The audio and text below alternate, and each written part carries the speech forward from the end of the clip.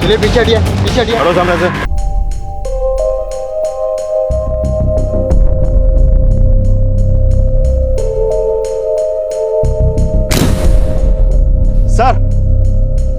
Sir ये देखिए पत्थर, लगता है वार इसी से किया गया है। अब बॉडी के सर पर चोट के निशान भी है। सिंह, हो सकता है बॉडी को ऊपर से नीचे फेंक दिया और साथ में पत्थर को भी। पाल सर ऊपर जाके सर्च करो, शायद कुछ मिल जाए। सर सिंह, बॉडी के साथ कोई भी चीज ऐसी नहीं मिली जिससे हम बॉडी को आइडेंटिफाई कर सके। आसपास के पुलिस स्टेशन में पता करो, हो सकता है इसकी मिसिंग कंप्लेंट किसी ने लिखवाई हो। पुलिस ने घटनास्थल पर मौजूद लोगों से पूछताछ की, लेकिन ना इस अज्ञात लाश की पहचान हुई और ना ही उस लड़की के साथ हुए अपराध का कोई क्लू और विटनेस मिला। सर कल माधवपुर पुलिस स्टेशन में एक अनु तिवारी नाम की लड़की की मिसिंग कंप्लेंट दर्ज हुई थी और तालाब के पास जो हमें लाश मिली थी वो इस अनु तिवारी की फोटो से मैच करती है। कंप्लेंट किसने लिखवाई थी? अनु तिवारी की बहन आरती पांडे ने। एक बहन का सरनेम तिवारी और दूसरी का पांडे, ऐसा क्यों? सरनेम दोनों के पति का है सर, दोनों की शादी हो चुकी है। अगर शादी हो चुकी है तो कंप्लेंट पति ने क्यों नहीं लिखवाई? कंप्लेंट में एड्रेस कहाँ का है? सर मिसिंग कंप्लेंट दर्ज करवाते समय आरती पांडे ने अपना घर का एड्रेस माधवपुर के पंडित कैलाशनाथ चतुर्वेदी का दिया है और ये कैलाशनाथ चतुर्वेदी अनु और आरती दोनों के पिता हैं।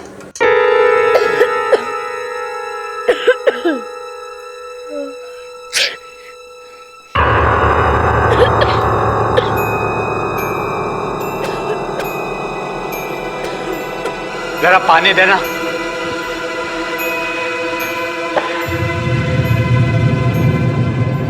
अरे कोई सुन रहा है या नहीं? पानी चाहिए हमें, प्यास लगी है। हाँ बाबूजी। पूनम, तुमको सुनाई नहीं दे रहा? बाबूजी पानी मांग रहे। इनके पैर क्या टूट गए हैं क्या? अरे खुद भी तो पानी ले सकते हैं। मम्मी आपका फोन। अरे ये क्या कर दिया तुमने? तुम भी हमारा मजाक उड़ाने लगी। अरे क्या समझ क्या रखा है तुम लोगों ने हमको? बाबूजी गलती से हो गया, हमने जानबूझ के नहीं किया है। हम दोबारा देते हैं आपको। लाओ दोबारा लाओ पानी, और दोबारा ऐसी गलती नहीं होनी चाहिए।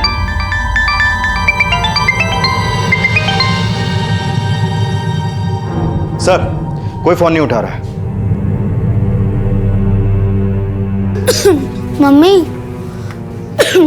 मम्मी नाना जी रोज आपको डांटते हैं और पापा को घर जमाई कहते हैं, फिर भी हम यहाँ क्यों रहते हैं? बंटी बेटा, ये सब बात करने की तुम्हारी आयु नहीं है अभी। जाओ पढ़ाई करो, जाओ। क्यों? अपने बेटे के मुंह से घर जमाई सुनना बर्दाश्त नहीं हुआ? व्यर्थ की बात मत करो। हम व्यर्थ? हेलो, क्या?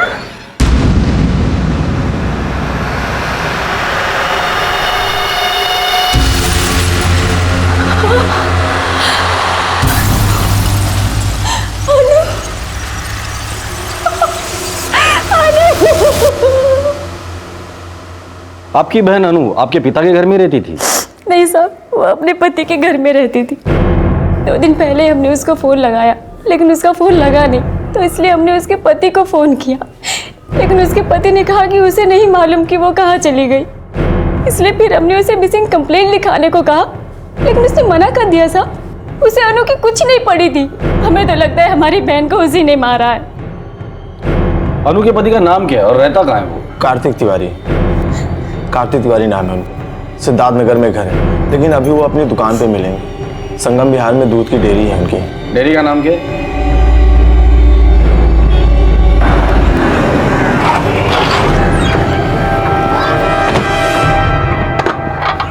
कार्तिक तिवारी जी साहब, बताइए। ले चलो सर। चले। क्या बात क्या है साहब? अरे लेकिन बात तो बताइए सर मुझे। अरे बताइए तो, आप लोग बता नहीं रहे बात क्या है, मुझे क्यों लेकर जा रहे हो? अनु को क्यों मारा? साहब हमने अनु को नहीं मारा है, वो लोग हम पर झूठा आरोप लगा रहे हैं। अगर तुमने नहीं मारा तो उसकी मिसिंग कंप्लेंट क्यों नहीं लिखवाई? क्योंकि साहब वो लापता नहीं हुई थी, वो अपने आशिक के साथ भाग गई थी। और साहब ये बात तो मैंने उसकी बहन को भी बताई थी। क्या उसने ये बात आपको नहीं बताई? शर्म आनी चाहिए तुम्हें। अपना जुर्म छुपाने के लिए बीवी पे लांछन लगा रहे हो। साहब अनु हमारी बीवी जरूर थी, लेकिन उसका दिल किसी और पर आया था। हमेशा फोन पर अपने आशिक से बातें करती रहती थी। अब ये बताइए कि आप हमसे कब मिल रहे हैं? सच? तो ठीक है। पिंकी, हम तुमसे कल मिलते हैं, ठीक है? बाय। किसका फोन था? वो पिंकी का फोन था। हम आपके लिए खाना लगा देते हैं। साहब मैंने पता लगाने की बहुत कोशिश की, लेकिन कभी पता नहीं कर पाया। जरूर उसके आशिक ने उसको मारा होगा, जिसके साथ वो भाग गई थी। नहीं साहब, अनु का किसी से कोई चक्कर नहीं था। वो फिजूल में हमारी बहन को बदनाम कर रहा है। आरती जी, एक बात है, अनु और कार्तिक के संबंध ठीक नहीं। क्या आपकी बहन ने कभी ये बताया था कि कार्तिक उस पर शक करता है? नहीं साहब, लेकिन वो उससे दुखी ज़रूर थी। वो अक्सर उसे छोड़ के मैं के आने की बात करती थी। दीदी हमें वहाँ नहीं रहना, आप हमारा कार्तिक से तलाक करवा दीजिए। ये तो क्या कह रही है अनु? देख, शुरू में पति पत्नी को समझने में वक्त लगता है। ऐसे जल्दबाजी में कोई फैसला नहीं लिया जाता। सब ठीक हो जाएगा। मैं बिल्कुल भी अंदाजा नहीं था साहब कि बात इस हद तक बढ़ जाएगी कि हमें अपनी ही बहन को खो देना पड़ेगा।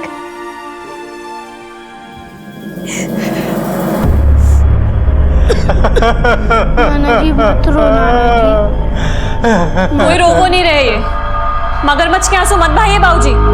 अनु क्या आपको अपनी किसी भी बेटी से प्यार नहीं? हे भगवान, उठा ले हमको, उठा ले। यहाँ मोह ममता का कोई मोल नहीं है। शास्त्रों में सच कहा है कि रिश्ते नाते सभी छलावा है, सभी स्वार्थी है, स्वार्थी। सबसे बड़ी स्वार्थी आप हो बाबूजी। पूनम, कम से कम ऐसे माहौल में बाबूजी को जली कटी तो मत सुना। क्यों ना सुनाए हो? अरे तुम तो यहाँ फ्री में रहती हो, लेकिन हमारे पति से किराया लेते हैं ये। तुम्हारे पति ने खुद कहा था कि वो किराया देंगे। बाबूजी ने नहीं मांगे थे। आप सब फिर से हमारी बीवी के पीछे पड़ गए हैं। पीछे तो ये पड़ी रहती है। अनु मर गई फिर भी कलेश करने से बाज नहीं आ रही। अनु मर गई? अनु मरी नहीं है, अनु की हत्या हुई है। पुलिस को अनु की मृत शरीर प्राप्त हुई है। सर, ये अनु की पोस्टमार्टम रिपोर्ट। इस रिपोर्ट के मुताबिक उसकी मौत सर पे हुए वार की वजह से हुई है। और सर, जिस पत्थर से वार हुआ है उस पर कोई फिंगरप्रिंट्स नहीं मिला है। हत्या का समय क्या है और जिस दिन हत्या हुई कार्तिक कहाँ था? सर, हत्या का समय सुबह 7 से 8 बजे के बीच, और हत्या वाले दिन सुबह 4 बजे से कार्तिक अपनी डेयरी पे था। पर सर, कार्तिक का यह शक भी सही हो सकता है कि उसकी बीवी का कहीं और अफेयर चल रहा था, क्योंकि पोस्टमार्टम रिपोर्ट में सामने आया है कि हत्या से पहले अनु के साथ नॉर्मल सेक्स हुआ था। कॉल रिकॉर्ड्स क्या कहते हैं? उसका किसी के साथ अफेयर हो सकता है? सर, अनु की ज्यादातर कॉल्स उसके जीजा को होती थी, और हत्या से पहले सुबह 3:30 बजे भी उन दोनों के बीच करीब 2 मिनट बात हुई है। अनु का जीजा मतलब आरती पांडे का पति चिराग पांडे? नहीं सर, अनु और आरती की एक मझली बहन भी है, पूनम सिंह। पूनम सिंह के पति संतोष सिंह से अनु की बातें होती थी। पता चला है कि आरती के पति की तरह संतोष सिंह भी घर जमाई है।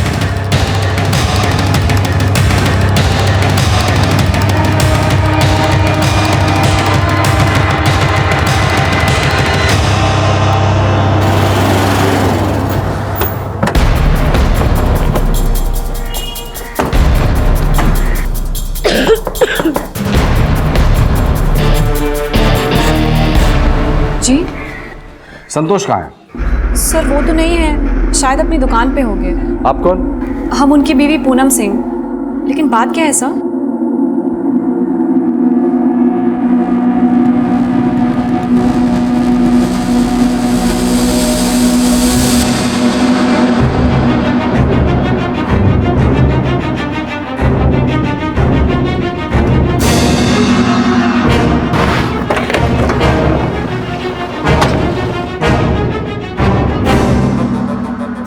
सुनिए जी सर। संतोष सिंह कहाँ है? सर, वो तो आज दुकान आई नहीं अभी तक।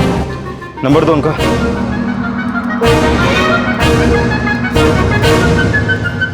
आप जिस नंबर को डायल कर रहे हैं वो इस समय स्विच्ड ऑफ है। अनु साली थी संतोष जी की। अगर वो उनसे फोन पे बात करती थी, इसका मतलब ये नहीं कि उन दोनों का चक्कर था। आपका पति इतना सीधा साधा है तो गायब क्यों हो गया, और फोन क्यों स्विच ऑफ है उसका? अरे हो सकता है किसी काम में फंस गए होंगे। बस तो गया है वो, और ये बात वो भी अच्छी तरह से जानता है, इसलिए भाग गया है। सर, हम आपसे कह रहे हैं ना, वो जैसे ही आएंगे हम लेके आएंगे उन्हें आपके पास। पूनम जी, आप संतोष को हमारे पास लेकर आए या ना लेकर आए, अब हमारे तरीके से उसे ढूंढ कर ही रहे।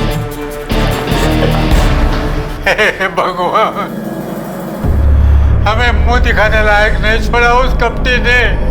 बाबूजी, चिल्लत्तर बंद करो। कम अनु भी नहीं थी। पूनम, कम से कम अपने पति के प्यार में इतनी तो अंधी मत बन कि अपनी मरी बहन को कोसने लगे। बाबूजी ने तुमको पहले भी कहा था कि संतोष अच्छा आदमी नहीं है, लेकिन तुमको ही उसकी बीवी बनने का भूत सवार था ना। दीदी, हमारे संतोष जी पर उंगली उठाने से पहले बेहतर होगा कि आप चिराग जी की फिक्र करें।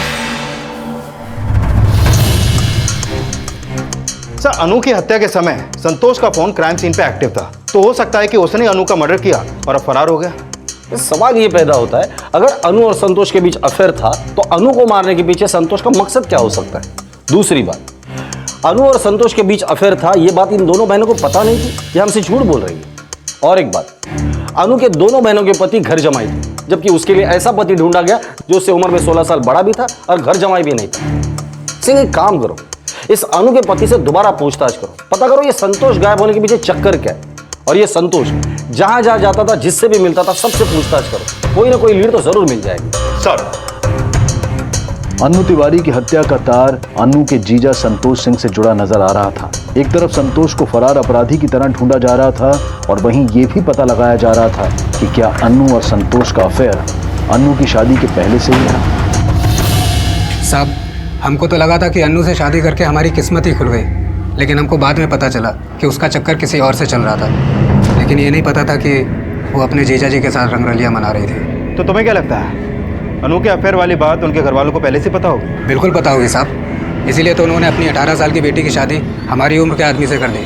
हमें तो लगता है साहब वो लोग अपनी बेटी अनु से जल्द पीछा छुड़ाना चाहते थे। नहीं साहब, ऐसा कुछ भी नहीं था, और अगर ऐसा कुछ था तो इसका दोषी भी संतोष ही है साहब। जरूर उसी ने ही अनु को बहकाया होगा।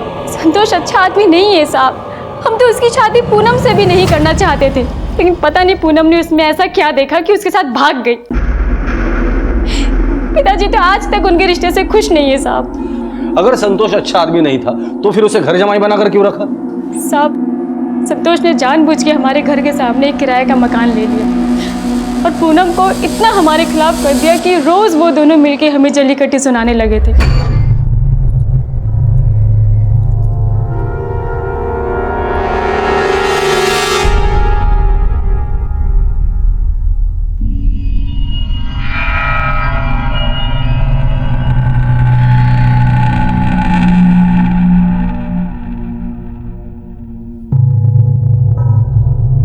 अरे क्या हुआ पांडे जी, क्लच खुल गया क्या?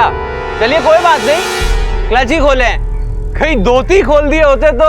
ओ जूता जापानी, अरे चमड़ा बेचते बेचते अपनी बुद्धि और विवेक दोनों बेच खाए हो क्या? अरे पांडे जी, हम तो चमड़ा बेचते हैं, आप तो पाखंड बेचते हो। क्या? हमको पाखंडी बोला? अगर हम चाहें तो तुम्हारी जीवा खींचकर बाहर लटका दे, मगर हम तुम जैसे कुत्तों के मुंह में हाथ नहीं डालना चाहते। हमको कुत्ता बोलोगे? हाँ।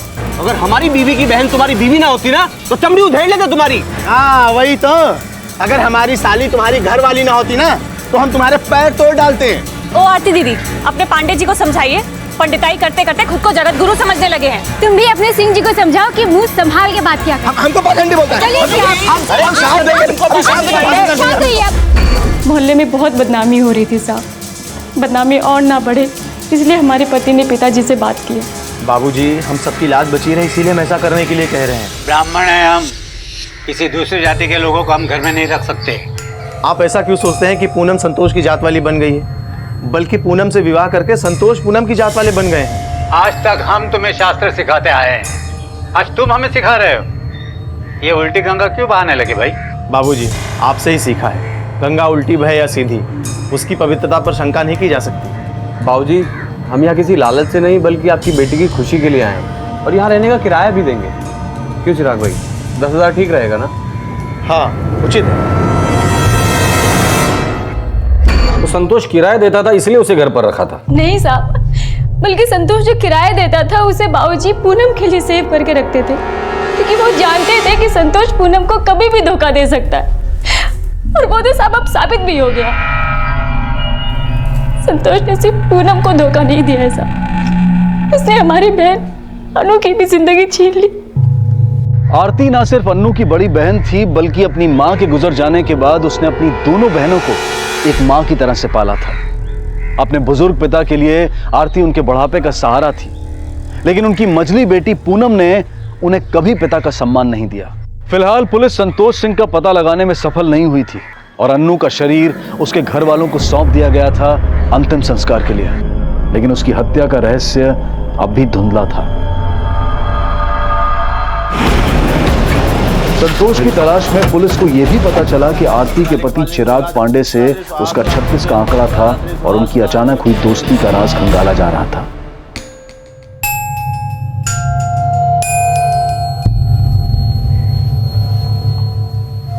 हमने सुना आपके और संतोष के बीच 36 का आंकड़ा था। फिर ये दुश्मनी अचानक दोस्ती में कैसे बदल गई? दरोगा जी, उसने हमसे क्षमा मांग ली और हमें लगा कि उसको अपनी भूल का पश्चाताप हो गया।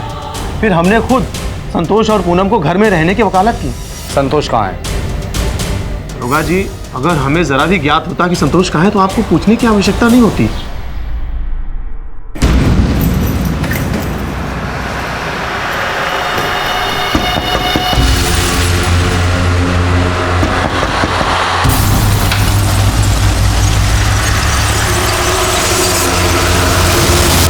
सर, पता चला है कि पूनम को बहुत पहले से ही अनु और उसके पति संतोष के अफेयर के बारे में पता था, क्योंकि अनु जहाँ रहती है वहाँ के एक ब्यूटी पार्लर में अनु और पूनम के बीच इसी बात को लेकर झगड़ा हुआ था। खुद को बड़ी हूर परी समझती है तू? बेशरम, मेरे पति पे दौड़ डालेगी। सर, अगर पूनम का बस चलता ना तो वो अनु का पूरा चेहरा बिगाड़ देती। बहुत गुस्से में थी सर वो उस दिन। हाँ, हमारा झगड़ा हुआ था अनु के साथ, लेकिन ये सब पूछकर आप साबित क्या करना चाहते हैं? कि हमने आपसे झूठ कहा था कि संतोष जी और अनु का अफेयर नहीं था? संतोष को कहाँ छुपा के रखा है उतना बता दो। सर, ना ही हमने उन्हें कहीं छुपाया है और ना हम जानते हैं कि वो इस वक्त कहाँ है, बल्कि हमें तो ये लग रहा है कि ये पक्का कोई षड्यंत्र है। अगर ये षड्यंत्र है तो ये षड्यंत्र कौन रच रहा है वो भी बता दो। सर, अगर हमें पता होता तो हम अभी तक चुप रहते क्या? या तो ये अपने पति के प्यार में इतनी अंधी हो गई है कि उसके धोखे को किसी का षड्यंत्र बता रही है, या फिर कोई चालाकी कर रही है। सिंह, प्यार में जब भी कोई अंधा होता है और धोखा खाता है अपना बदला तबीयत से लेता है। हो सकता है कि कत्ल वाले दिन इसने अनु को अपने पति के साथ देख लिया, इसी ने अनु को मार डाला। हो सकता है सर, क्योंकि जिस समय अनु का मर्डर हुआ उस समय इसका फोन बंद था। इन दोनों पति पत्नियों से जुड़ी सारी इंफॉर्मेशन मुझे चाहिए। फिलहाल तो इसे जाने दो, लेकिन नजर रखो इस पर। सर। रख दो बेटा। ये क्या है, तुम्हें पता नहीं? जिस घर में मौत होती है 13 दिन तक बगैर हल्दी का खाना खाया जाता है। अगर ये खाना खाएंगे तो प्रेत डसेगा।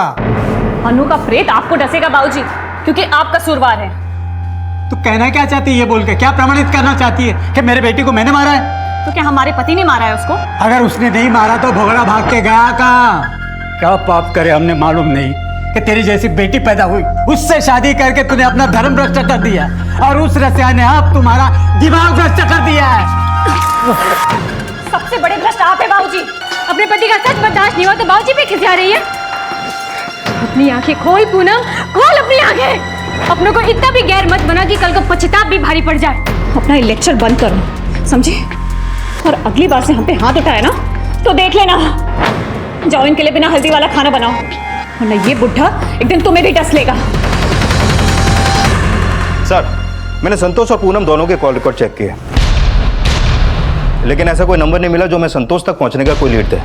और मैंने संतोष का बैंक स्टेटमेंट भी चेक किया। संतोष के साड़ू चिराग पांडे के अकाउंट से 3 महीने पहले संतोष के अकाउंट में 50,000 रुपए ट्रांसफर हुए और पिछले 2 महीने से हर महीने 30,000 रुपए ट्रांसफर हो रहे हैं। इसका मतलब संतोष का साड़ू भी हमसे कुछ छिपा रहा है। उठाकर लेकर अब इस चिराग पांडे को। सर, दरअसल दरोगा जी, हम संतोष को ये धन निवेश के लिए देते थे। मतलब इन्वेस्टमेंट? कैसा इन्वेस्टमेंट? अब ये तो हमको नहीं पता। संतोष ने हमको बताया कि उसके पास एक योजना है, अगर हम उसको हर महीने 30,000 रुपए देंगे तो 2 साल के बाद हमारा धन 2 गुना होकर हमको वापस मिल जाएगा। अब जब से संतोष भागा है हमको तो हमारे धन की बड़ी चिंता हो रही है। आप तो एक मामूली पुजारी है, फिर इतना सारा पैसा आपके पास कहां से आया? दरअसल दरोगा जी, पुजारी होने के साथ साथ हम एक बहुत अच्छे ज्योतिषी भी हैं। हमारे बहुत सारे शिष्य हैं, उनकी कुंडलियां देखकर, उनके घर में पूजा पाठ कराकर हम ठीक ठाक धन कमा लेते हैं। ठीक है बाल, इन्हें छोड़कर आओ।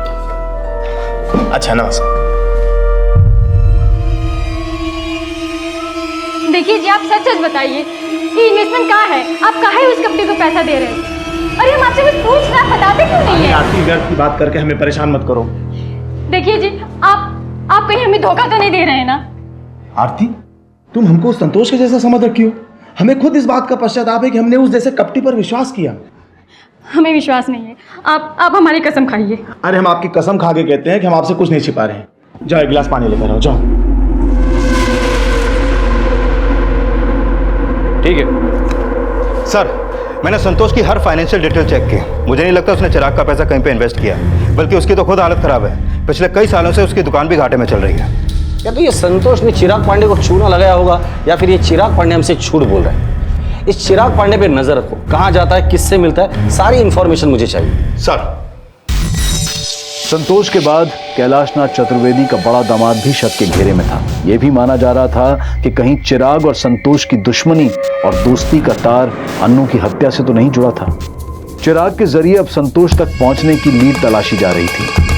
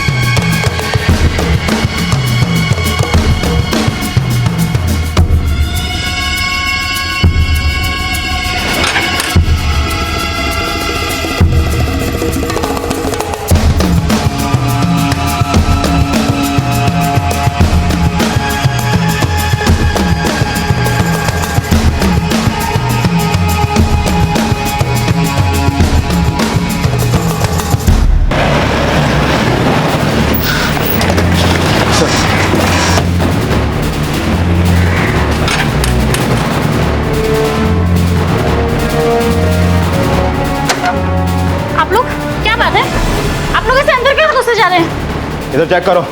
पाल, इधर देखो।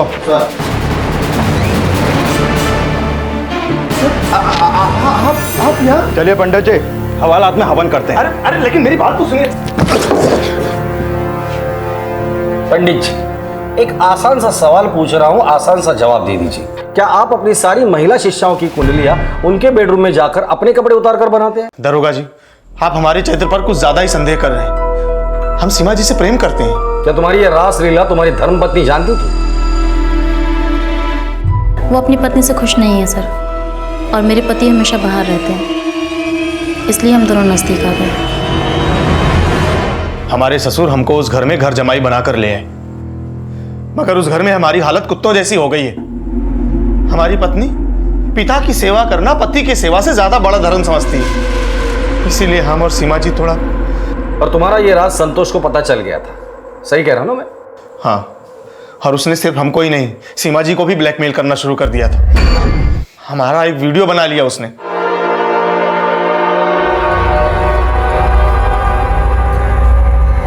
पांडे जी, यदि आप चाहते हैं कि ये राज कैलाशनाथ चतुर्वेदी और आपकी बीवी को ना पता चले, नहीं, ये किसी को दिखाना मत। जितना धन तुम्हें चाहिए उतना धन हम देंगे। सिर्फ धन से काम नहीं चलेगा पांडे जी, हमें भी अपनी तरह कैलाशनाथ का घर जमाई बनवाइए। आखिर हमारा भी तो कोई अधिकार बनता है अपने ससुर की जायदाद पर। हाँ, हम प्रयत्न करेंगे। करेंगे नहीं, करिए। चलिए चलिए चलिए, बहुत काम है। चलिए चलिए। सबको लगता है कि संतोष उस घर में किराया देकर रहता है, ये सत्य नहीं है। उसका पैसा भी हम अपनी जेब से देते हैं। बहुत चालाक आदमी है वो। छुपे रुस्तम तो तुम भी निकले। हो सकता है कि संतोष से दुश्मनी निकालने के लिए तुमने संतोष को गायब कर दिया हो। संतोष अगर पकड़ा जाता तो तुम्हारा राज भी बाहर आ जाता। खुद की इज्जत बचाने के लिए तुमने उसे गायब कर दिया होगा। दरोगा जी, हमने अपने जीवन में बस एक ही गलती की है, और वो भी आपने पकड़ ली। उसके अलावा हमने कुछ नहीं किया है। ये चिराग जितना दिखता है उतना सीधा है नहीं।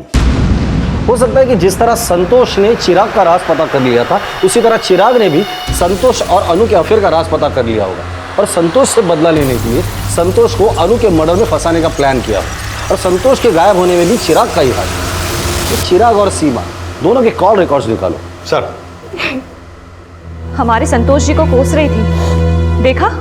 पांडे जी क्या चीज है? कमीना तुम्हारा भी पति है, हमारे पति को ब्लैकमेल करके किराया दे रहा था। हाँ, दे रहा था तो क्या अब हमें निकाल दोगी यहाँ से? जब उसके साथ भागी थी तो क्या ये सोच के भागी थी कि उसे घर जमाई बना के रखोगी? घर जमाई तो शुरू से आपका पति था। तो हम क्या करते? हमने थोड़ी बाबूजी से कहा था कि हमारे पति को घर जमाई बना के रखे। हमें क्या पता था कि पूरी जिंदगी हमें जलील होना पड़ेगा, और रही सही कसर हमारे पति ने पूरी कर दी। हम उनका परमेश्वर समझते थे, और वो हमारी किस्मत में जो है सो है। लेकिन तू ये बता, तुझे उसकी बीवी होने पे इतना गर्व क्यों है? हमारा गर्व, स्वाभिमान सब बिखर गया है दीदी। हम तो इसलिए खिसियाते रहते थे ताकि आप और भाऊजी हमें ना कोसे कि हम संतोष जी से प्यार करके गलती की है। हमें माफ कर दो दीदी, हमने आपका दिल बहुत दुखाया है दीदी, हमें माफ कर दो। नहीं, दोष तुम्हारा नहीं, हमारा है। चिराग से हम भी तो धोखा खा गए और पूनम के लिए अपने दिल में वो प्यार नहीं भर पाए, नहीं तो ये हमें छोड़कर भाग नहीं जाते। नहीं बाबूजी, गलती हमारी थी। नहीं बेटा, किस्मत हमारी फूटी है। एक कणों को तो हम खो चुके हैं, अब तुम दोनों को खोना नहीं चाहते, लेकिन इन धोखेबाजों के लिए बेटा तुम दोनों अपना प्रेम खत्म मत करो, खत्म मत करो बेटा। नाना जी, हमें गले नहीं लगाओगे? अरे बेटा, अब तू हमारी आखिरी आशा है। मैंने चिराग और सीमा दोनों के कॉल रिकॉर्ड चेक किए, लेकिन कोई सस्पिशियस नंबर नहीं मिला। मैंने दोनों की अलीबाई भी चेक की। अनु के मर्डर के वक्त चिराग मंदिर में था और सीमा आउट ऑफ स्टेशन। सर, मुझे नहीं लगता कि अनु के मर्डर में संतोष के अलावा किसी और का भी हाथ है। संतोष ने अनु को मारा और अब फरार है। संतोष शुरू से ही अनु के मर्डर का प्राइम सस्पेक्ट था और पास्ट में संतोष द्वारा किए गए फरेब और ब्लैकमेलिंग के मामले ये साफ कर रहे थे कि संतोष एक पहुंचा हुआ खिलाड़ी था। लेकिन कहते हैं ना कि शेर के ऊपर एक सवा शेर भी होता है, लेकिन यहां कौन शेर था और कौन सवा शेर ये साफ नहीं था। और संतोष की तलाश में पुलिस को उससे जुड़ी एक अहम जानकारी मिली।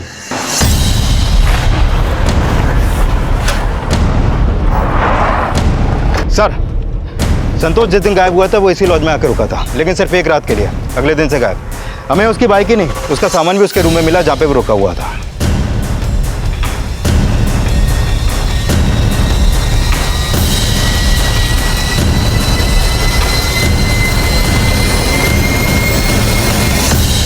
सर, जिस दिन वो यहाँ आया उसकी अगली सुबह तक कमरे से नहीं निकला, फिर अगली सुबह कमरे पे ताला लगा के निकला, फिर वापस नहीं आया। 4 दिन पहले चेक इन किया, 3 दिन वो लौटा नहीं। तुम्हें शक नहीं हुआ? सर, उसने कहा था कि वो बिजनेस के लिए आया है और 1 हफ्ते का एडवांस भी दे रखा था। ये लो दवाई लो। टाइम से दवाई क्यों नहीं लेते तुम? कहाँ? अंदर कहाँ जा रहे हो? कहाँ जा रहे हो अंदर? बहुत नाज हो रहा है ना खुद पे, जब फिर से अपनी शक्ल दिखाने चले आए। हमारी शक्ल तुम्हारी शक्ल से अच्छी है और सीमा जी की शक्ल तुमसे लाख गुना अच्छी है। अगर तुम्हारी सीमा जी इतनी अच्छी है तो फिर यहाँ क्या करने आए हो? ये घर हमारे पैसे से चलता है, हमारा अधिकार है इस घर में, हम नहीं जाएंगे। बड़े आए से अपना घर कहने वाले, ये सिर्फ हमारा घर है, समझे? अब निकलो यहाँ से, वरना तुम्हारा मुंह काला करके गधे पे बिठा के निकालेंगे तुम्हें। निकलो यहाँ से। हम नहीं जाएंगे इस घर से, बस समझ गए? नहीं जाओगे। आरती, निकलो यहाँ। आरती, आरती, आरती, हमको बच्ची से बात करने दो। आरती, तुम हमको हमारे बच्चे से अलग नहीं कर सकती हो। दरवाजा खोलो, हमको बंटी से बात करने दो बस। आरती। सर, संतोष ने जानबूझकर ऐसा लॉज चुना जिसमें सीसीटीवी नहीं है, लेकिन अपनी बाइक और अपना सामान छोड़ के कहाँ जा सकता है? कहीं ऐसा तो नहीं कि उसे लगा हो कि वापस आएगा तो पकड़ा जाएगा, इसलिए अपना सामान भी छोड़ के भाग गया? नहीं सी, ये माजरा कुछ और है। आसपास पता करो, शायद कुछ लीड मिल जाए। सर, पुलिस संतोष के लॉज से अचानक गायब होने के सुराग ढूंढ ही रही थी कि अपराधी की चालाकी का एक और मामला सामने आया। साहब, हमारा बेटा बंटी नहीं मिल रहा है साहब। वो दोपहर में पार्क में खेलने गया था, उसके बाद से नहीं मिल रहा। हमें पूरा यकीन है साहब, ये काम चिराग का है। आपके पति चिराग ने? हाँ साहब, चिराग ही उसे उठा के लेके गया होगा, क्योंकि हम बंटी को चिराग से नहीं मिलने दे रहे थे। हम आपके आगे हाथ जोड़ते हैं साहब, मेरे बंटी को वापस ला दीजिए प्लीज।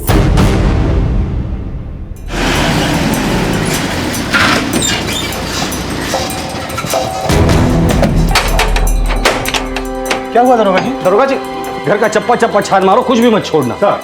अरे दरोगा जी, लेकिन आप ढूंढ क्या रहे हैं? आपके बीवी ने आप पर आरोप लगाया कि आपने अपने ही बच्चे का अपहरण किया है। हम भला अपने बच्चे का अपहरण क्यों करवाएंगे? सर, यहाँ बंटी का कोई क्लू नहीं मिला। दरोगा जी, हम तो कह रहे हैं कि यहाँ कुछ नहीं मिलेगा, हमारे बच्चे को ढूंढिए, यहाँ पे नहीं है वो। बंटी के अचानक लापता होने का शक आरती ने अपने पति चिराग पर जताया, लेकिन बंटी की तलाश में जो जानकारियां पुलिस को मिली वो किसी और को ही सस्पेक्ट बना रही थी। हाँ साहब, ये बच्चा तो अक्सर यहाँ खेलने आया करता है, आज भी तो आया था। कोई था इस बच्चे के साथ? एक औरत थी साहब। इनमें से कोई थी? ये थी साहब। हाँ साहब, हम बंटी से सोडे के ठेले के पास मिले थे। अंकल 4 रुपए कम है, कल दे दूं? सोडा भी कल पीना, चल। अरे भैया, बच्चे को दे दीजिए सोडा। कितने पैसे हुए? हम देते हैं 10 रुपए। उसने सोडा पिया और वो पार्क खेलने चला गया और हम घर वापस आ गए। घर आने के 2-3 घंटे बाद जब बंटी वापस नहीं आया तो आरती दी परेशान हो गई। फिर हमने उन्हें बताया कि हमने बंटी को पार्क के पास देखा था। और सर, आप हम पर ही शक कर रहे हैं, भला हमें उसे किडनैप करके क्या मिलेगा? हेलो, क्या कौन बोल रहा है? हेलो, बोल कौन रहा है? Hello, hello. क्या हुआ? किसका फोन था? किसका फोन था? क्या हुआ? क्या हुआ? बाबूजी। हाँ, कौन? बंटी का अपहरण हुआ है बाबूजी। रोजी ने 50 लाख मांगे, नहीं तो उसे मार देंगे। क्या करूं? बाबूजी, बाबूजी आप ठीक है ना?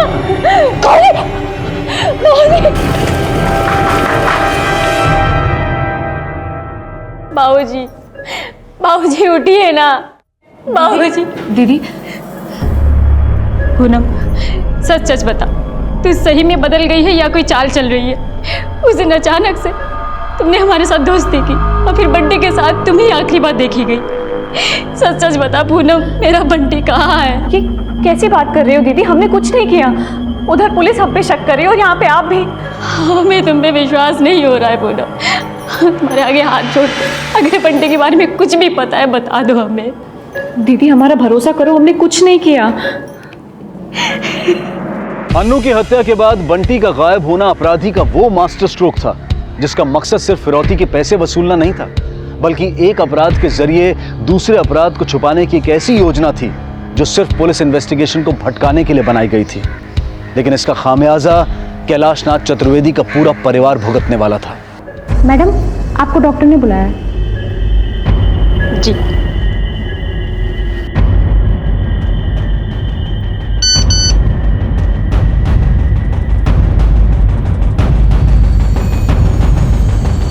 जगह और वक्त तुम्हें जल्द ही पता लग जाएगा। 50 लाख तैयार रखना, अगर अपने बच्चे से दोबारा मिलना हो तो। आपको फिरौती के लिए कॉल आया था तो आपने हमें बताया क्यों नहीं? साहब, हमें कुछ समझ में नहीं आ रहा था कि हम करें तो क्या करें। हम डर गए थे साहब कि कहीं वो लोग हमारे बंटी को कोई नुकसान ना पहुंचा दे। सिंह, जिस नंबर से इन्हें मैसेज और कॉल आया था वो ट्रैकिंग पे डाल दो। सर ठीक है। सर, जिस नंबर से आरती को रैंसम कॉल आया था वो संतोष के नाम पे रजिस्टर्ड है। लोकेशन ट्रेस हो गई है।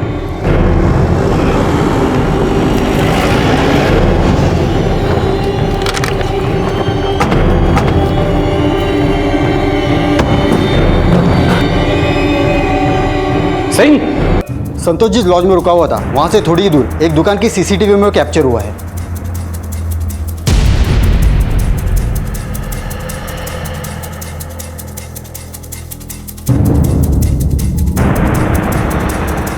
रिवाइंड करो,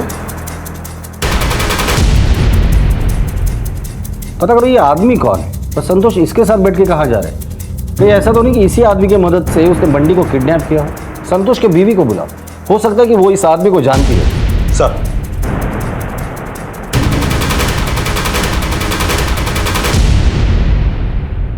आरती, मेरी दवा का वक्त हो गया है।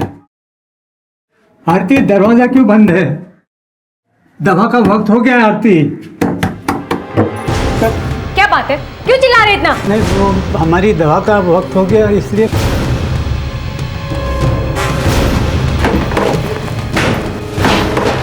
खुद ढूंढ लो कौन सी चाहिए।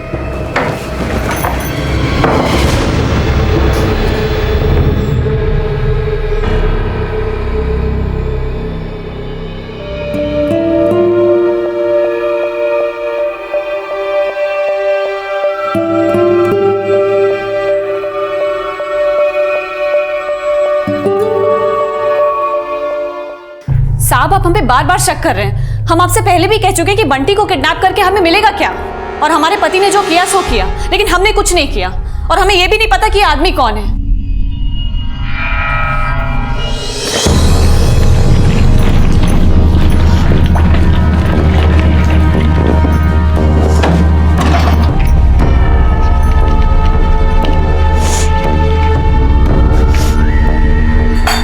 ये क्या कर रही हो दीदी? छोड़ो मुझे, पागल हो गई हो, आग लगा रही हो। हाँ, पागल हो गए, पागल हो गए।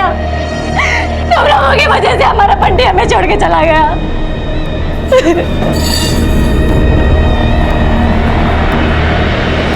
सर, जो आदमी संतोष के साथ देखा गया था उसकी पहचान हो गई है। ये एक हिस्ट्री शीटर है। इसका नाम राजकुमार है और काफी बार जेल भी जा चुका है।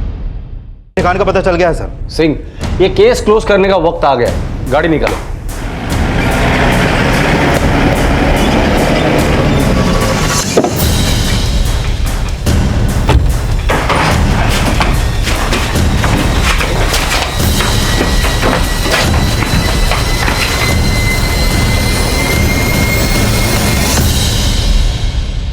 जिंदा है। हम मानते हैं साहब, हमारा अन्नू से रिश्ता था। और ये भी बात सच है कि जिस दिन उसका खून हुआ उस सुबह हम उससे मिले भी थे, लेकिन हमने अन्नू को नहीं मारा साहब। अगर तुमने कुछ किया नहीं था तो पुलिस के पास क्यों नहीं आए? हम डर गए थे साहब, इसलिए बनारस के पास जनता लॉज में चले गए। हमें लगा कुछ दिन में मामला ठंडा हो जाएगा तो वापस चले जाएंगे। फिर हमसे मिलने वहाँ एक आदमी आया। कौन हो तुम? आवाज नीचे ज्यादा चिल्लाए ना तो पुलिस आ जाएगी यहाँ पर। चुपचाप मेरे साथ चल। साहब, हमें लगा कि बात पुलिस तक ना जाए तो इसलिए हमने उसकी बात मान ली। फिर वो हमें एक जगह ले गया और हमें बांध के रखा। लेकिन बंटी के किडनैपिंग में फिरौती के लिए कॉल तेरे ही मोबाइल से आया था। हम कह रहे हैं साहब, हमें हमारी बीवी फंसा रही है। हमारा अन्नू से रिश्ता था, इस बात का बदला ले रही है हमसे साहब। तुम इतने यकीन के साथ कैसे कह सकते हो कि तुम्हारी बीवी पूनम ही ये सब कुछ कर रही है? क्योंकि साहब उस दिन जब हम अन्नू से मिलकर वापस आ रहे थे तो हमारी बाइक खराब हो गई थी। हम अपनी बाइक ठीक करने लगे तो हमने वहां से एक औरत को गुजरते हुए देखा। हम उसकी शक्ल तो नहीं देख पाए, पर अब लग रहा है कि पूनम ही होगी। संतोष का बयान पूनम को सस्पेक्ट तो बना रहा था, लेकिन राजकुमार की तलाश के बाद इस केस में अभी और घुमाव बाकी थे। किसके कहने पे संतोष को किडनैप किया था? सब बताता हूँ, सब बारे में सब बताता हूँ, सब बताता हूँ साहब। साहब, मैं संतोष से सिर्फ बदला लेना चाहता था। माना कि अन्नू हमसे प्यार नहीं करती थी, लेकिन हम अन्नू को बहुत प्यार करते थे साहब। इसीलिए हम सिर्फ संतोष को सबक सिखाना चाहते थे। तू ऐसे मुंह नहीं खुलेगा पाल, इसकी अच्छी खातिरदारी करना। मैं सच बोल रहा हूँ साहब। पुलिस के जोर देने के बावजूद कार्तिक अपने बयान पर कायम रहा और तभी बंटी की पोस्टमार्टम रिपोर्ट आई। आपका अंदाजा बिल्कुल सही निकला। उसकी मौत सर पे चोट लगने की वजह से ही हुई। और सर, उसकी हत्या से पहले उसे कुछ दवाइयां भी दी गई थी। उसके ब्लड में काफी मात्रा में ऐसी दवाइयों के केमिकल्स मिले जो अक्सर साइनस और कोल्ड में दिए जाते हैं। मैंने पता किया सर, बंटी को साइनस और कोल्ड का प्रॉब्लम था।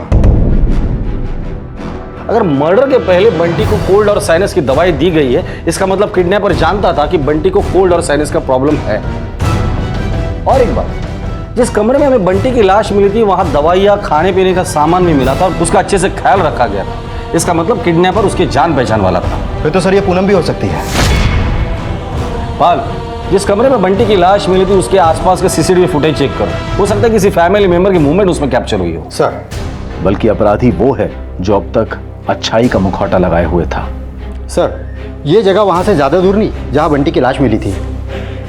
बंटी को आप ही ने मारा है और अनु का कत्ल भी आप ही ने किया है। सच है कि नहीं? देखिए, सच उगलवाने के और भी तरीके हमें आते हैं।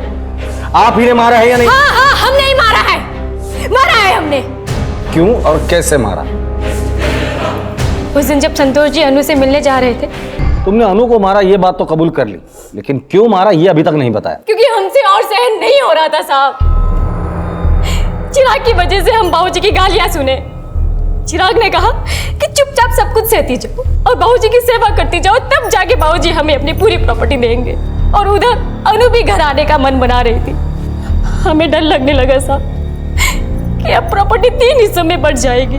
तब हमने फैसला किया कि हम पूनम और संतोष को अनु के कत्ल में फंसा देंगे। और हम जानते थे कि जब तहकीकात होगी तो संतोष पे ही शक जाएगा और वही दोषी माना जाएगा, क्योंकि अनु और संतोष के बीच में नाजायज संबंध थे। लेकिन साहब, फिर एक दिन हमें पता चला कि हमारा पति हमें ही धोखा दे रहा है। वो हमें छोड़ के उस दूसरी औरत से शादी करने का प्लान बना रहा है। हम डर गए थे कि हमारे बंटी का क्या होगा।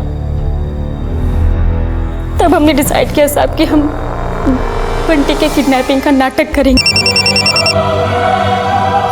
हेलो। और हमने ही उसे मैसेज टाइप करके दिया था और भेजने को कहा था।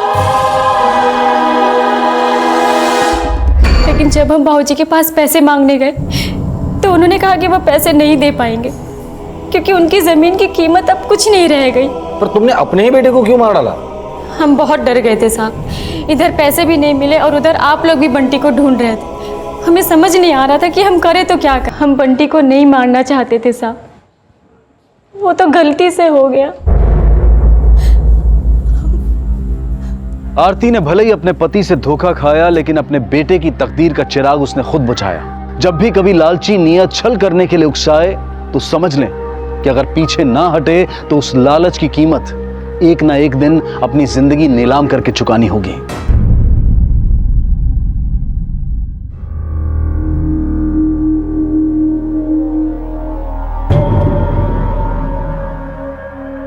सुनिए, देखिए इसे 3-4 दिन हो गए घर से गए हुए। हमें पुलिस में चल के कंप्लेन कर देनी चाहिए। तुम चाहती हो पुलिस में जाकर ढिंडोरा पीटे? आ गई इस लड़की ने कहीं का नहीं छोड़ा है, बाकी जो इज्जत बची है वो भी गवा दें।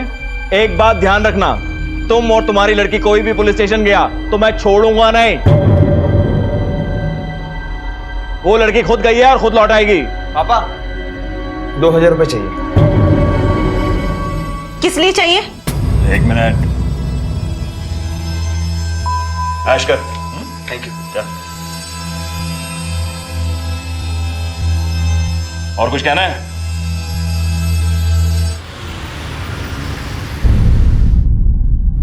अरे सुनो, 3 दिन से रश्मि से बात नहीं हुई है, जरा फोन लगा दो। फ्री के पैसे नहीं है मेरे पास जो उसको फोन लगाती घूमूं। अरे उसे खुद से फोन करना चाहिए हमें। हाँ, तुम्हारे पास क्यों पैसे होंगे उसके लिए? तुम्हारे तो अपने खर्चे पूरे नहीं होते।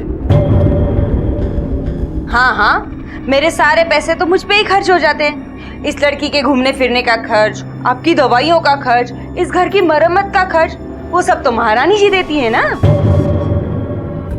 जानता हूँ, ज्यादा ताना मारने की जरूरत नहीं है। एक बार देख तो लो कि वो ठीक है भी या नहीं है। ठीक है, रविवार को फोन कर लेना, लेकिन उसे जरूर बताना कि वो सामने से फोन कर लिया करे।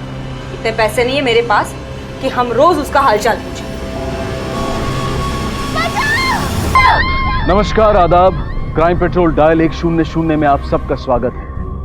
अंकिता और रश्मि 2 लड़कियां, दोनों गायब, और दोनों के परिवार वालों को अंदाजा तक नहीं कि उनके साथ क्या हो रहा है। एक परिवार में एक पिता अपने पुत्र की खुशी में अपनी बेटी को भुला चुका है, और दूसरे में एक मां अपने पति की बीमारियों और पैसों की कमी के बीच अपनी बेटी को बोझ मान चुकी है।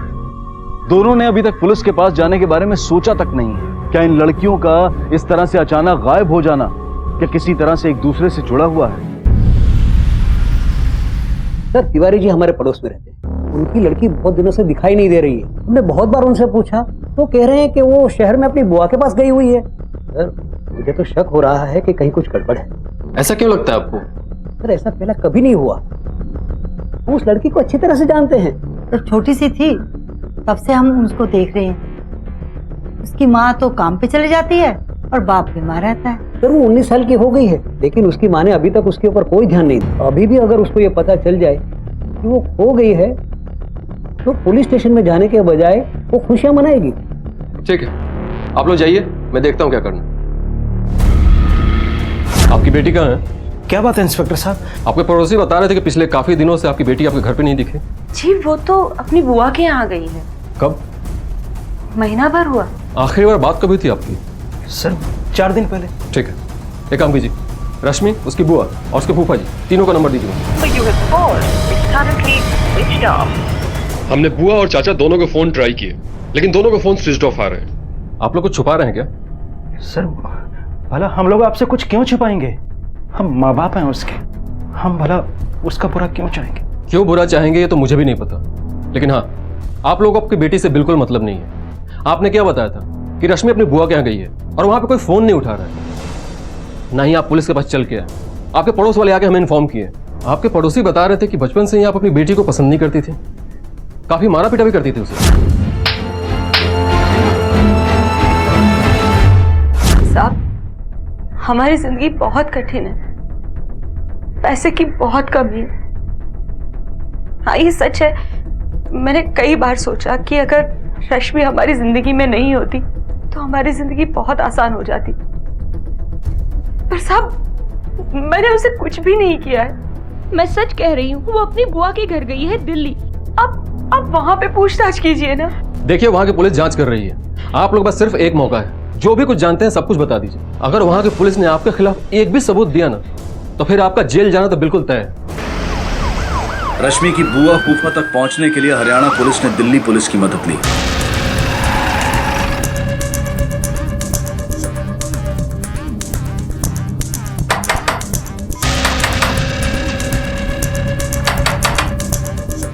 नीलेश, लगता है घर में कोई नहीं है, पड़ोसियों को बुलाओ। Okay sir.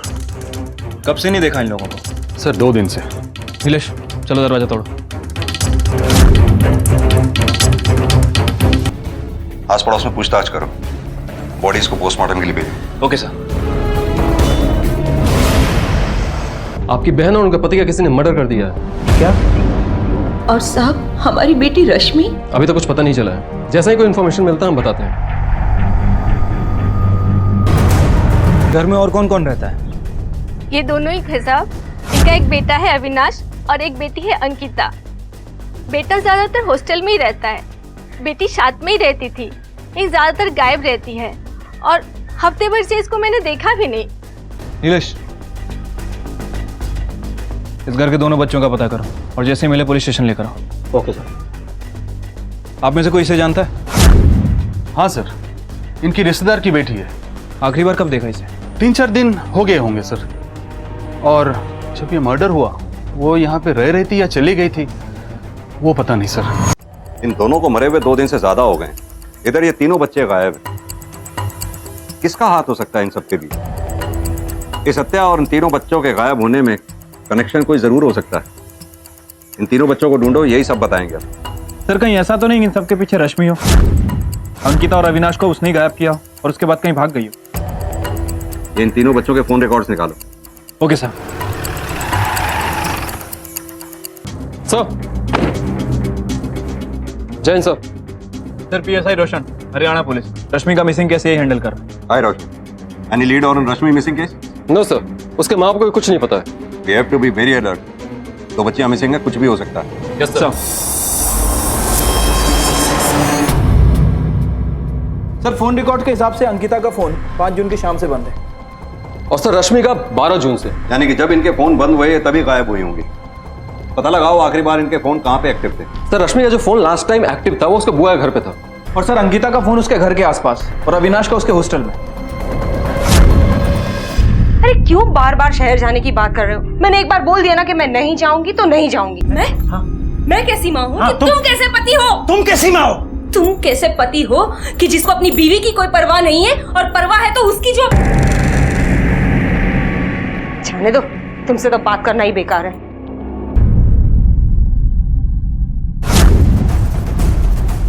नीलेश उठाओ इसे।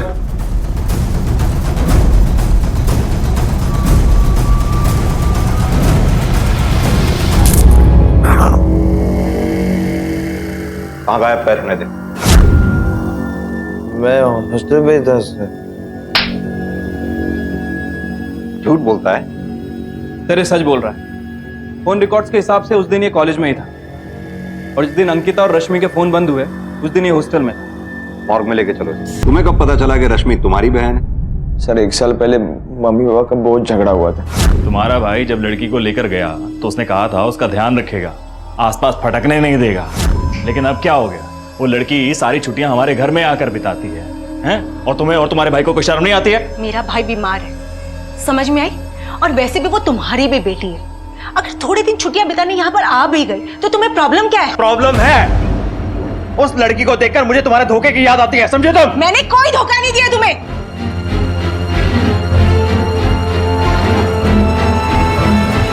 क्या अंकिता और रश्मि को पता है कि दोनों बहनें हैं? हाँ सर, मैंने तभी बताया था उन्हें, लेकिन इससे हमारे रिश्ते में कोई बदलाव नहीं आया सर। मैं जानता था कि पापा ये रिलेशन कभी एक्सेप्ट नहीं करने वाले। मैंने उन्हें बहुत समझाया। वो इस बार पे भी घर पे आए तो हम तीनों अच्छे तरीके से रहे। रश्मि की मां को पूछताछ के लिए बुलाओ।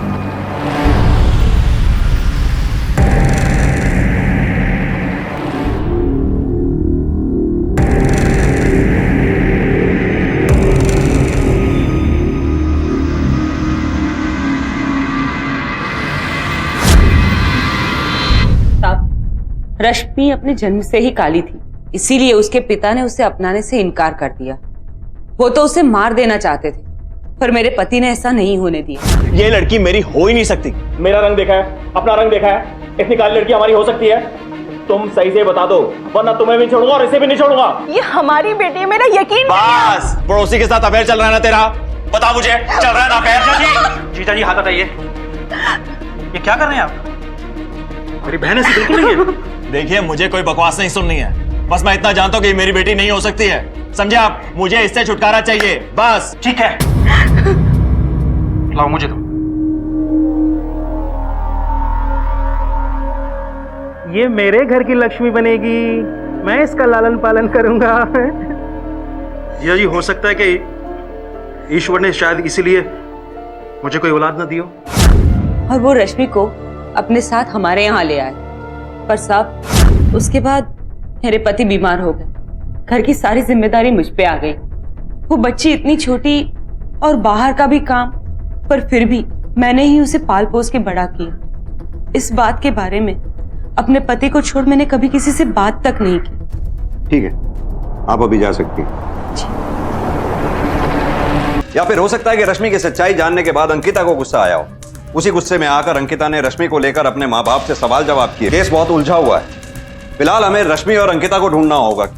और वैसे भी मेरा सबसे ज्यादा शक इस रश्मि पर है। सबसे स्ट्रॉन्ग मोटिव इस मर्डर का उसी के पास था। दोनों बहनों अंकिता और रश्मि का अब भी कुछ पता नहीं चला है। दोनों अब भी दर्द में तड़प रही हैं। दोनों के अगवा होने के पीछे का मकसद अभी पुलिस की समझ से बाहर है। तो क्या ये राज अब इन दोनों बच्चियों की जान बचा पाएगा? लो, खाना खा लो। मेरी बेटी कभी किसी के साथ बुरा नहीं कर सकती। वो सबको खुश रखना चाहती है। बड़ी मासूम सी है वो। सब कुछ जानते हुए भी उसने हमें कभी तकलीफ नहीं दी, और ना ही उन माँ बाप को जिन्होंने उसे पैदा किया। और पुलिस वाले कहते हैं कि उसने कत्ल किया, और तुम भी वापस आ गई। मैं वहां रह के क्या करती? तुम्हारी रश्मि की वकील थोड़ी हूँ। और वो ऐसी किस्मत की काली लकीर लेके पैदा हुई है कि उसके साथ कुछ भी अच्छा नहीं हो सकता। ऊपर वाला ना सब देख रहा है। वो अच्छे लोगों के साथ बुरा नहीं कर सकता है। फिर तो तुम और तुम्हारी बहन बहुत बुरे लोग होंगे, है ना? अगर ये काम रश्मि का है तो वो अकेले इस काम को अंजाम नहीं दे सकती। अंकिता को मारना, उधर घर पे माँ बाप को मारना, जरूर कोई दूसरा है जिसने उसका साथ दिया होगा। लेकिन सर, ऐसा कौन हो सकता? कि रश्मि के फोन रिकॉर्ड्स दोबारा से चेक करो।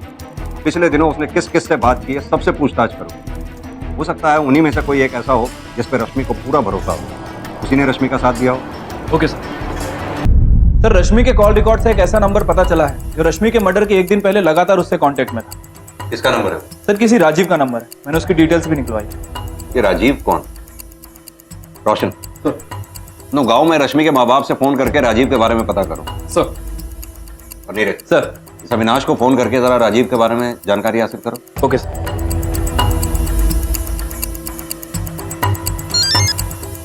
हेलो हेलो अविनाश, तुम किसी राजीव नाम के लड़के को जानते हो? नहीं सर। क्यों, क्या हुआ? नहीं, कुछ नहीं। ओके, ठीक। सर, अविनाश राजीव को नहीं जानता है। सर, उसके माँ बाप को कुछ नहीं पता। सर, राजू के डिटेल्स आ गए हैं, उसके घर का पता चल गया। ठीक है, तुम जाओ।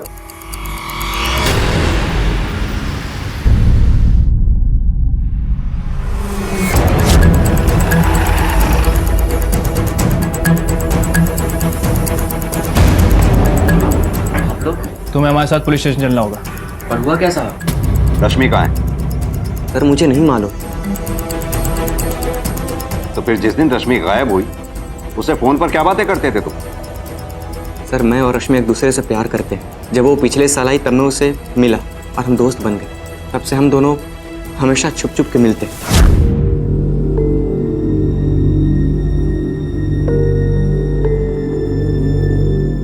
वो काफी उदास रहती, लेकिन कभी अपनी उदासी कभी अपने चेहरे पे नहीं दिखने देती। हमेशा मुस्कुराती सर। ज्यादा उसके दोस्त भी नहीं थे सर। सिर्फ उसका रूप देखते थे, उसे काली कहकर चिढ़ाते थे, लेकिन उसकी सादगी को कोई नहीं देखता था। अच्छा, प्यार करते थे। इतने दिन से वो गायब है, तुम्हें चिंता नहीं हुई उसकी? सर चिंता हुई, मैंने उसे कॉल भी लगाया था, बट उसका फोन स्विच ऑफ आ रहा था। फिर मैं बुआ के घर चला गया, लेकिन वहां पे किसी ने दरवाजा नहीं खोला, तो फिर मैं अपने घर चला गया। लेकिन सर मैं उसे दिन में एक बार कॉल करके देख लेता था। इतने दिन हो गए, तुमने उसकी कंप्लेंट क्यों नहीं की? सर मुझे लगा रश्मि गांव गई होगी, इसीलिए नेटवर्क इश्यूज होंगे। और ऐसे भी सर उसके गांव में उसकी माँ अक्सर उसका फ़ोन रख लेती। और सर अगर हर बात को लेकर इतना डरेंगे कि कहीं क्राइम ना हो जाए, तो फिर जिएंगे कैसे? ठीक है, तुम जा सकते हो, लेकिन हमसे पूछे बगैर शहर छोड़कर मत जाना।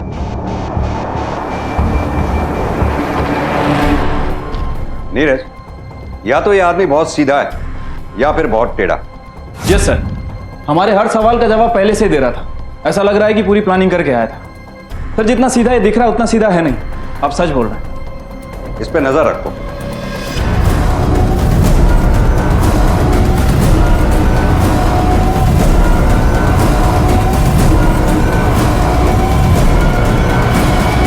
सर मुझे लगता नहीं कि इस राजीव ने कुछ किया होगा। सीधा साधा लड़का है सर। यहाँ से निकलने के बाद वो सीधे घर गया था।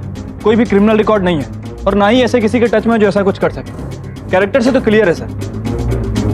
तुम्हें याद है रश्मि की माँ ने एक बार कहा था कि रश्मि के पिता ने रश्मि को अपनाने से मना कर दिया था। रश्मि अपने जन्म के समय से ही काली थी, इसीलिए उसके पिता ने उसे अपनाने से इनकार कर दिया, क्योंकि उन्हें लगता था कि रश्मि उनकी बेटी नहीं है। क्या पता ये बात सच हो, रश्मि की माँ का किसी के साथ अफेयर हो। रश्मि इस बात का पता लगाना चाहती है और इसी चक्कर में उससे गड़बड़ हो गई हो। ये रश्मि और अंकिता में से कोई भी मिल जाए तो इस केस को सॉल्व करने में बहुत आसानी होगी। हेलो, क्या?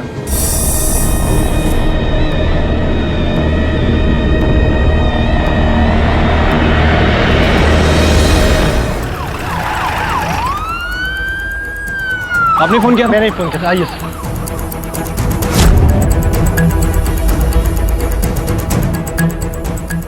आज जब हम लोग यहाँ से निकल रहे थे तो हमने इसकी लाश देखी, इसलिए हमने आपको इन्फॉर्म किया। देखो कुछ मिलता है क्या? बॉडी को पोस्टमार्टम के लिए भेजो और अविनाश को बुला लो बॉडी की शिनाख्त करने के लिए। और रश्मि के माँ बाप को भी खबर करो। इस बोतल पर जरूर फिंगरप्रिंट होंगे, इसे भी लैब भेजो। रश्मि के मामा जिन्होंने उसकी जिंदगी में एक पिता की कमी को भरने की पूरी कोशिश की, लेकिन उनका दर्द, उनकी दुआएं और पुलिस दोनों रश्मि को बचाने में असफल रहे। अंकिता कहाँ पे? उसका भी पता नहीं चला। ये बताओ, ये रश्मि ही है? हाँ सर।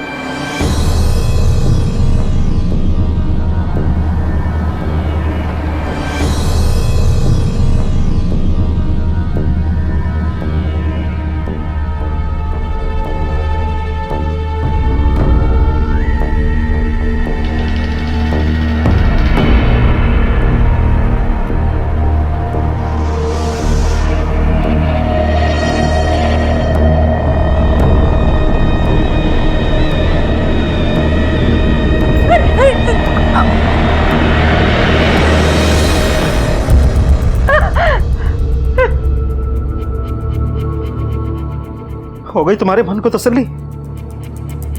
मैं कभी नहीं चाहती थी कि रश्मि को कुछ हो जाए। मैं तो बस इतना ही चाहती थी कि वो हमारे घर से चली जाए। वो तो इस दुनिया से ही चली गई। कितने अरमानों से लेकर आया था रश्मि को घर।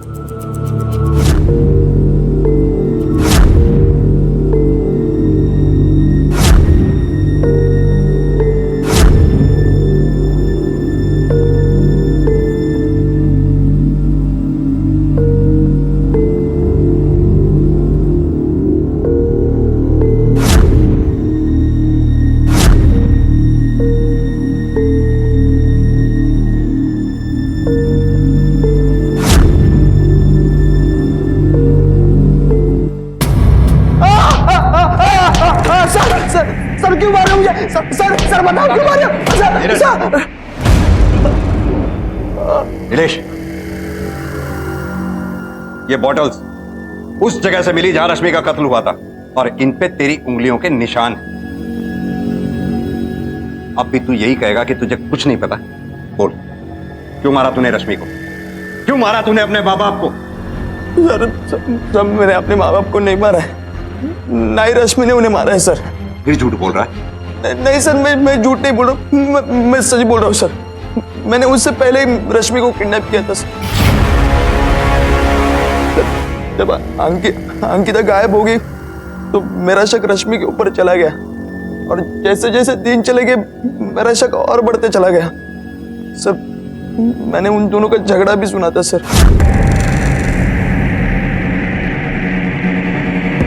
पहले मैं तैयार हो जाऊं, फिर सुंदर बनने की कोशिश में अपना टाइम वेस्ट करते रहना।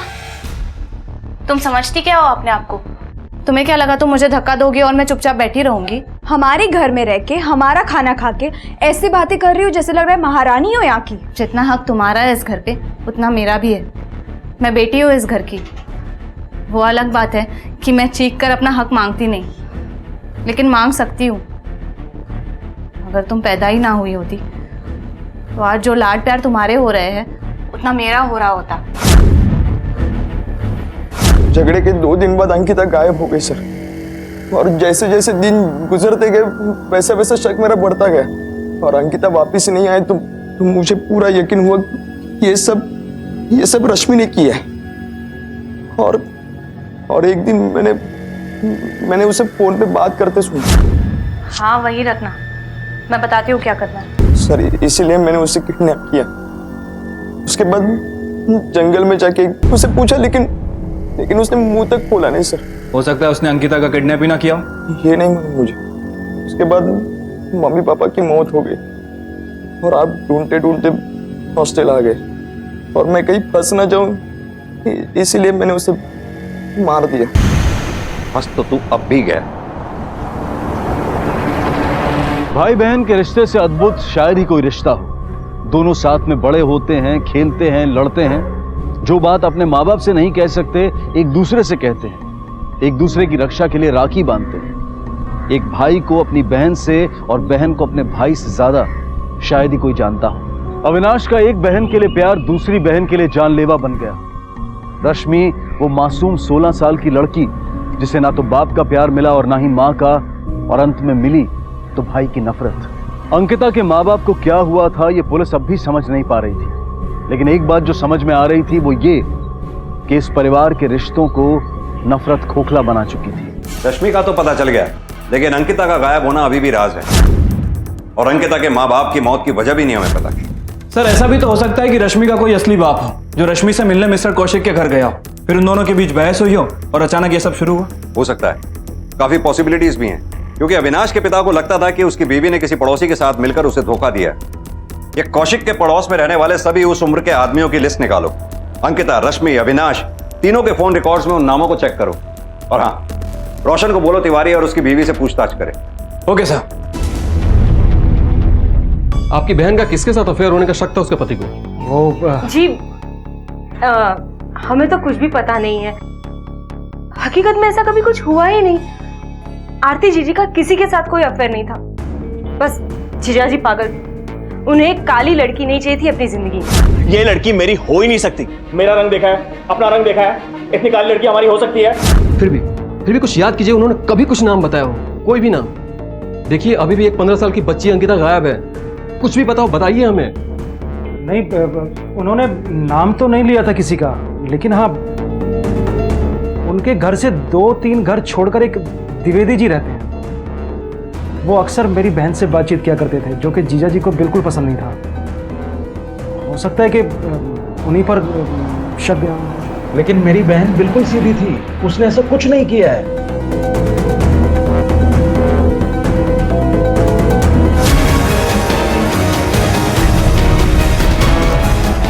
मिस्टर द्विवेदी जी, हमें आपसे रश्मि के सिलसिले में कुछ बात करनी है।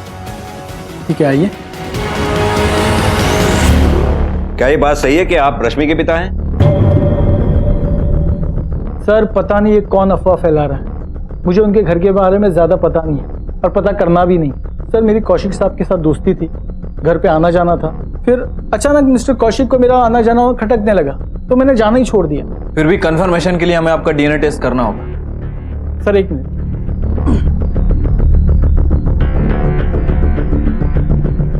सर ये है डीएनए रिपोर्ट।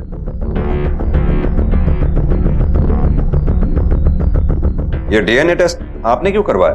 सर कुछ दिन पहले रश्मि आई थी, जैसे आप लोग आए, कहने लगी कि आप मेरे असली पिता हो। परेशान थी बेचारी, क्योंकि घर वालों ने उसे निकाल दिया तो अकेली पड़ गई, अपने पिताजी को ढूंढ रही थी। प्लीज अगर आप मेरे पिता है तो बता दीजिए प्लीज।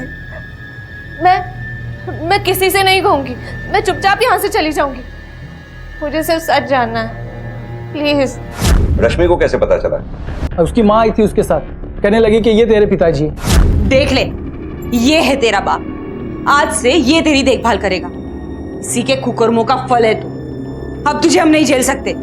मुझे भी सर खराब लग रहा था उसका हाल देखकर, लेकिन मैं भी क्या कर सकता हूँ। ये कब की बात है? ये 1 तारीख की बात है सर, क्योंकि 2 दिन बाद 3 तारीख को ही रिपोर्ट आई थी डीएनए की।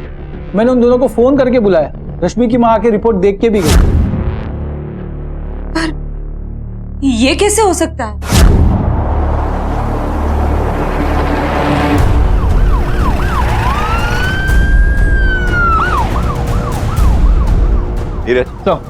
ये द्विवेदी परिवार में कोई भी भरोसे के लायक नहीं। राइट सर, ये सविता को क्या जरूरत थी द्विवेदी के पास जाने की? एक काम करो, सविता को शहर बुलाओ पूछताछ करने के लिए, उसके कॉल रिकॉर्ड्स भी चेक करो और उसके पति की भी मेडिकल हिस्ट्री निकालो। देखो वो सच में बीमार है या बीमार होने का नाटक कर रहा है। Okay sir. अब बताओ, ये क्या नौटंकी चल रही है? क्या हुआ साहब? क्यों मारा जा रहा है मुझे? अपनी बेटी रश्मि का डीएनए टेस्ट करवाने के लिए उसे द्विवेदी के पास ले गई थी। हाँ साहब, मैं तो सिर्फ इतना चाहती थी कि द्विवेदी जी ये स्वीकार कर ले कि रश्मि उनकी बेटी है, उसकी पढ़ाई का और बाकी खर्च उठा ले तो हमारा घर भी सुकून से चलने लगे। और यही बात 13 जून को तुमने मिस्टर और मिसेस कौशिक से कही, और जब उन्होंने तुम्हारी बात नहीं मानी तुमने उन्हें भी मार दिया। क्यों? क्या साहब? ये हैं तुम्हारे कॉल रिकॉर्ड्स। इसमें साफ साफ लिखा है कि 13 तारीख को जब मिसेस एंड मिस्टर कौशिक का मर्डर हुआ तुम उस वक्त उनके घर पर थी। नहीं साहब,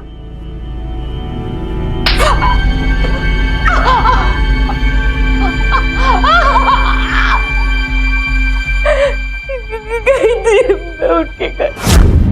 मेरा दिमाग खराब हुआ है, उस औलाद को घर पर रखूं और रोज उसको देखूं और अपनी बीवी के धोखे को याद करूं। धोखे की कोई बात ही नहीं है, रश्मि आप ही की बेटी है। ये रही डीएनए टेस्ट की रिपोर्ट, वो द्विवेदी जी की बेटी नहीं है। अरे द्विवेदी की नहीं होगी तो किसी और की होगी, मुझे कोई फर्क नहीं पड़ता है। वो इस घर में नहीं रह सकती है, समझी तुम? तुम्हारा पति लेकर गया था उसे, उसकी जिम्मेदारी बनती है। आप खुद क्यों नहीं करवा लेते डीएनए टेस्ट? दूध का दूध और पानी का पानी हो जाएगा। मुझे कोई डीएनए टेस्ट कराने की जरूरत नहीं है। वो लड़की मेरी बेटी नहीं है तो नहीं है, आई समझ में? और तुम बचपन में उसे लेकर गई थी तो उसे मार देती। अगर आप नहीं कुछ कर सकती हो तो जाकर उसे बेच दो। अरे छी, कैसे बाप है आप, कैसे इंसान है। आप ही की वजह से आज मैं जैसी हूं ना वैसी हो गई हूं। आपका सारा गुस्सा मैं रश्मि पे उतारती थी, आप ही की वजह से आज मैं इतनी बुरी हो गई हूं। मैं जो होश हूं हो, लेकिन तेरे जैसी बांझ के ऊपर एहसान किया मैंने, समझी तो? चुप रहिए। मुझे जीजी को भी मारना पड़ा।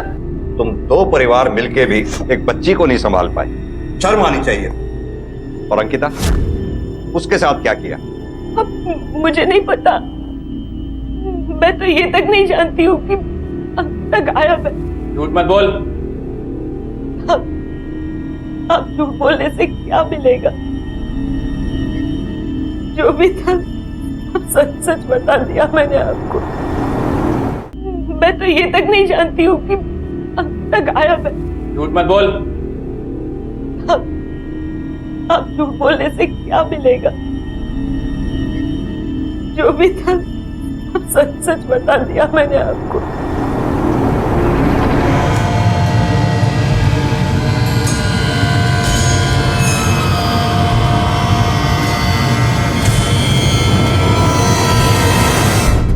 रश्मि को तो हम नहीं बचा पाए।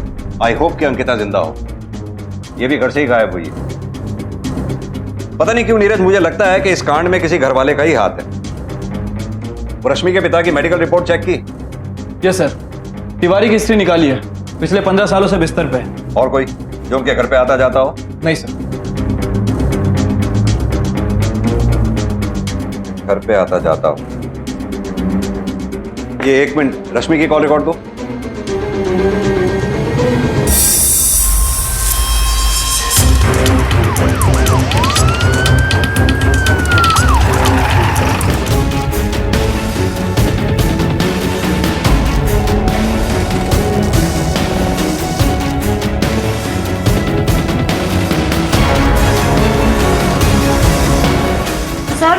मोबाइल मिला है, स्विच ऑफ है।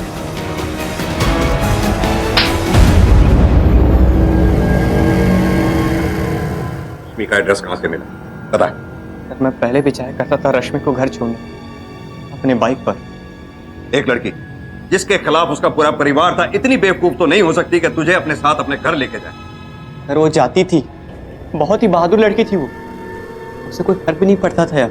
इतनी अच्छी तरह से तो वो खुद को नहीं जानती होगी जितनी अच्छी तरह से तू उसे जानता।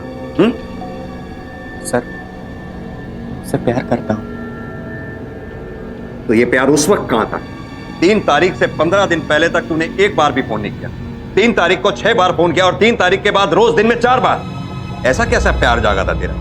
3 तारीख को अंकिता गायब हुई थी, ये सिर्फ कोइंसिडेंस तो नहीं हो सकता। मुझे नहीं पता सर।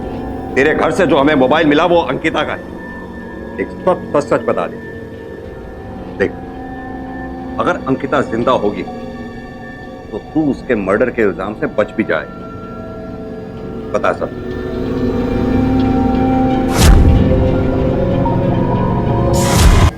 वो एक पार्क में बैठी हुई थी, काफी रो रही थी। मैं उसके पास जाके पूछा कि क्यों रो रही हो, तो पहले तो उसने कुछ नहीं बोला। फिर मैं उसके पास जाके बैठ गया।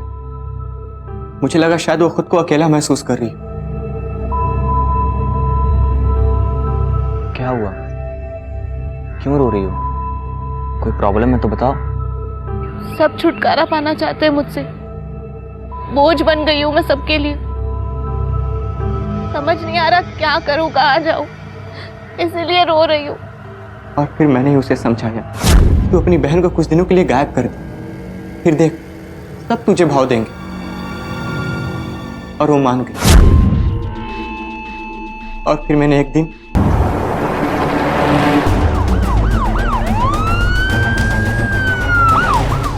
नीलेश इधर उधर देखो। Okay sir.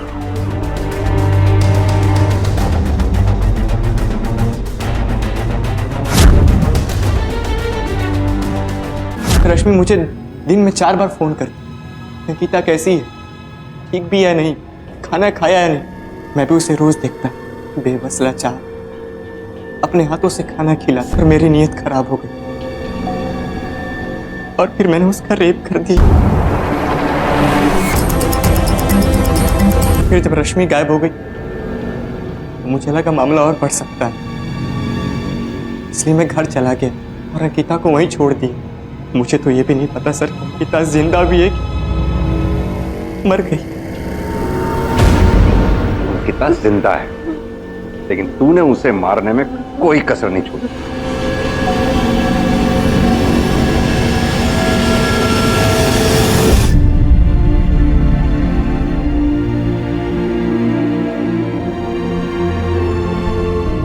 किसी की नासमझी, किसी की अपनी बहन को ढूंढने की ख्वाहिश और किसी का अपनी तकलीफों में आकर बह जाना, अपने आप को रोक ना पाना। बहुत सी वजहों से ये सब इस परिवार के साथ हुआ, लेकिन किसी ने भी एक दूसरे को समझने की कोशिश तक नहीं की। और इसका सबसे गहरा घाव उस बच्ची रश्मि पर था। सभी उस बच्ची को अपने से दूर करते गए, कभी रंग के नाम पर, कभी उसके लड़की होने की वजह से, तो कभी पैसों की कमी की वजह से। और इस सब के बीच वो बच्ची सिर्फ अपने परिवार का हिस्सा बनना चाहती थी। हर इंसान की तरह वो भी अपनों के बीच खुशी से रहना चाहती थी, लेकिन इतने भेदभाव में किसी ने उसे अपना समझा ही नहीं। किसी भी तरह के भेदभाव को सही नहीं ठहराया जा सकता, और इस बच्ची ने तो खुद अपने घर में इतना बड़ा भेदभाव सहा था। हमारे समाज में, हमारे देश में हम ऐसे भेदभाव का सामना रोजाना करते हैं और बढ़ चढ़कर उसमें शामिल भी होते हैं, चाहे वो रंग के नाम पर हो, लिंग, जाति या धर्म के नाम पर। ये भेदभाव सिर्फ हमें तोड़ता है और हमारे समाज को भी, जिस तरह से इसने इस परिवार को तोड़ा। एक दूसरे का अपमान करके हमें नफरत के अलावा और कुछ हासिल नहीं होगा, और रश्मि को तो ये सब खुद अपने पिता और अपने घर वालों से झेलना पड़ा, तो उसकी हालत का तो हम अंदाजा भी नहीं लगा सकते। लेकिन हम इतना जरूर कर सकते हैं कि हम अपने आसपास होने वाले भेदभाव के खिलाफ आवाज उठाएं और उसे रोकें। अब मैं अनूप सोनी आपसे विदा लेता हूं, फिर मुलाकात होगी अगले एपिसोड में एक और चौंका देने वाले केस के साथ। तब तक अपना और अपने परिवार का ख्याल रखें और देखते रहें क्राइम पेट्रोल डायल 100। सबक एक को, सीख हम सबको। जय। क्राइम पेट्रोल के और भी दिलचस्प कहानी देखने के लिए हमारे चैनल को सब्सक्राइब करें और बेल आइकॉन दबाना न भूलें।